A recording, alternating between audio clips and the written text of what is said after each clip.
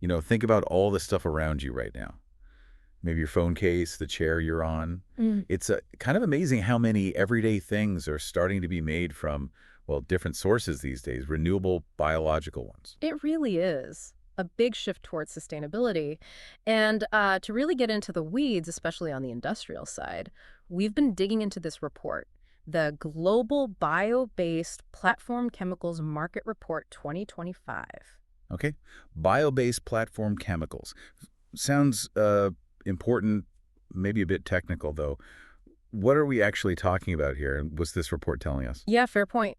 Imagine like the basic chemical ingredients for making things, but instead of coming from oil or gas, they come from, say, plants or maybe agricultural leftovers. Those are the platform chemicals. Right, the building blocks. Exactly. And this report, it gives us the big picture globally, how big the market is now, how fast it's expected to grow, who the main companies are, and all the different ways these chemicals get used. So it really covers all the angles, like a full 360 view. Pretty much. It looks back to 2021 for historical context, gives an estimate for 2025, and then forecasts all the way out to 2033. It even breaks things down by the specific types of these chemicals. Types, like different versions. Sort of. Think of them as different chemical structures for different jobs.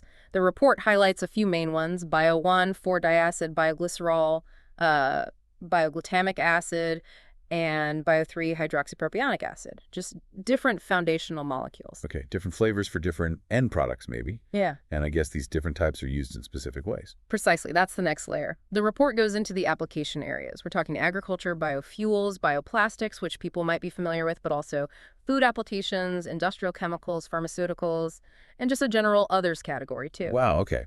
That's broad. It is. And to make it global, it looks at regions: North America, Europe, Asia Pacific, Latin America, Middle East, and Africa. Plus, it dives into the key countries within those areas. Got it. So our mission today really is to sift through all that detail and pull out the most important bits for you listening in so you get a solid handle on this market's potential and what really matters. Absolutely. Mission accepted. Let's jump right in with the big numbers: market size, market growth. According to the report, the global market for these bio-based platform chemicals in 2025 was estimated at around XX million dollars. X million. Okay, so not insignificant to begin with. What about the future? Where's it heading? Well, this is where it gets interesting. The report forecasts a compound annual growth rate, the CAGR, of XX% between 2025 and 2033. X%. Wait, CAGR. That's Yeah. the average growth each year, compounded, right? Exactly. So XX% average annual growth over that whole period. Wow. That points towards some really serious expansion over the next decade or so. What's fueling that kind of growth? It's a combination of things, really. A big one is just the increasing demand for sustainable products everywhere. People want them. Companies want them. Yeah, you see that trend. Definitely. Then you've got environmental regulations getting tighter around the world, pushing industries towards, greener options. And also, critically, the technology is getting better. Making these bio-based chemicals is becoming more efficient, more cost-effective. Makes sense. Those are strong tailwinds. But surely it's not all smooth sailing. Are there, like, challenges or things holding it back? Oh, for sure. The report points out restraints, too. Things like the supply and cost of the raw materials and the biomass can be unpredictable. That's a fact. Right, availability. Yeah. And regulations aren't the same everywhere. That patchwork can be tricky for global companies. And then, the wider economy always plays a role. Economic downturns can slow down investment. Okay, so some hurdles exist, but the overall direction seems strongly positive. Any particular bright spots, new opportunities maybe? Absolutely. Innovation keeps finding new ways to use these chemicals. New applications are popping up. Plus, consumers are just more aware now. They prefer eco-friendly options, which creates a market pull. And we're also seeing, sort of generally in the chemical world, more use of digital tech, AI, data analysis to make things run smarter. That helps the bio-based side, too. You mentioned the report breaks things down by the type of chemical. Those different flavors like bio-1, 4-diacid, etc. Does it single any out? It does, yeah. It looks at the market size and share for each of those types: bio-1, 4-diacid, bioglycerol, bioglutamic acid, bio-3 hydroxypropionic acid, across that whole 2021 to 2033 period, Right. globally and by region. Okay. And any star performers among them? Well, it specifically mentions that the bio-1 segment That particular type held a pretty noticeable share of the market back in 2023. And importantly, it's projected to grow quite significantly in the coming years. Bio 1. Interesting. So even without knowing the exact chemistry, that's one to watch. Seems like it, based on this analysis. Okay. What about how they're used, the applications? We listed a bunch earlier: agriculture, biofuels, bioplastic. Right. And the report dives into each of those. Agriculture, biofuels, bioplastics, food applications, industrial chemicals, pharmaceuticals, and others. Again, analyzing market size and share for each application over that 2021-2033 timeline. Any surprises there? Which areas are really taking off or show the most promise? Well, one key finding the report highlights is the agriculture segment. It's expected to grow at a, quote, significant CAGR through the whole forecast period. Agriculture. Huh. So they could be things like what? Bio-based fertilizers or pest control? Potentially, yes. Things that fit into more sustainable farming, it suggests these chemicals are playing a bigger and bigger role there. That's really interesting, especially when you think about sustainable food production. Can you give us maybe one more example? Something maybe more everyday that uses these platform chemicals? Sure. A good one is bioplastics. If you're trying to cut down on regular plastic, you've probably seen packaging, maybe disposable cutlery made from bioplastics. Yeah, definitely. Well, these bio-based platform chemicals are the fundamental starting materials for making many of those bioplastics. They're the key ingredient that makes them renewable, a greener alternative to plastics from fossil fuels. Right, that really connects the dots. Okay, so it's a global report. I imagine things look pretty different depending on where you are in the world. Oh, absolutely. The report breaks it down into North America, Europe, Asia Pacific, Latin America, the Middle East, and Africa. And yeah, production and consumption patterns vary, sometimes quite a lot. Why is that? A couple of main reasons. One is just the availability of the right kind of raw materials locally. What crops grow well there, what waste streams are available. The other big factor is regulation, environmental rules, industrial policies. They differ region by region. So what works or is growing fast in, say, Europe might face totally different conditions in Asia. Exactly. And the report gives the market size and share data for each region and even key countries within them for that whole 2021 to 2033 timeframe.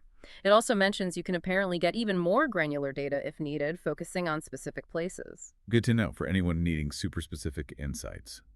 Okay, let's talk about the companies. Who are the big names, the major players shaping this market? The report names several heavy hitters, companies like BASF, Cargill Incorporated, DSM, Ineos, and PTT Global Chemical Public Company. Okay, yeah, those are definitely some major names in the chemical industry. Uh-huh. What does the report say about them? Just list them. No, it goes deeper. It includes competitive analysis, things like market share estimates for the key players, what strategies they seem to be using, any big recent moves they've made.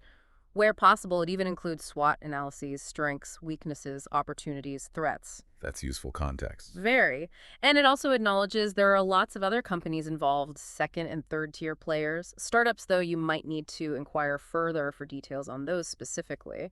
All right, so understanding that whole competitive field is pretty vital for anyone in this space, isn't it? Definitely. Knowing who's doing what is crucial. Now, this report being fairly current, Mm-hmm.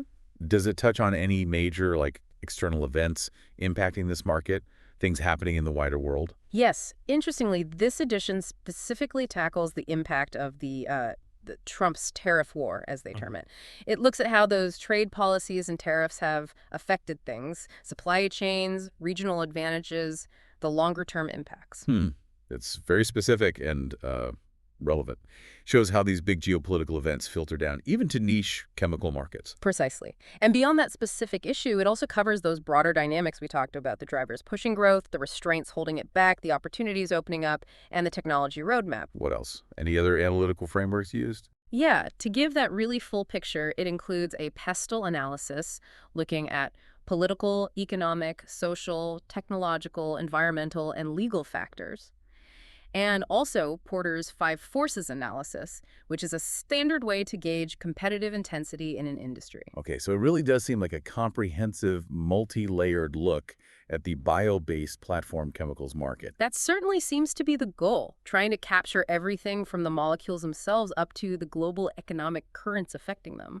Well, wrapping up our deep dive into this global bio-based platform chemicals market report for 2025, I think the main takeaway is pretty clear, isn't it? this market is really set for some serious growth. Yeah, the momentum is definitely there, driven by that big push for sustainability, plus all the innovation happening across so many different applications. We've touched on quite a bit the market size, that impressive growth forecast, the key chemical types and where they're used, those important regional variations. And the competitive scene, too, with the big players and the emerging ones. It really is kind of staggering when you pause and think how this impacts so many areas. Agriculture, fuels, the plastics in consumer goods, even pharmaceuticals potentially. It makes you wonder, doesn't it? It does. Like, what exactly are the innovations happening in that Bio 1 segment that are driving its growth? Yeah. Or how do the specific rules in Europe, say, change things for a company compared to entering the market in Asia Pacific? Yeah, and what's next? What disruptive technologies might be just over the horizon that could totally change how we produce these bio-based chemicals? Exactly. Those are the big questions going forward, I think. It feels like we're really watching a fundamental shift towards a more bio-based economy unfold. Yeah. And these platform chemicals, we're kind of right at the heart of it, laying the groundwork. A crucial part of that transition, absolutely. Building blocks for a potentially more sustainable future in a lot of ways.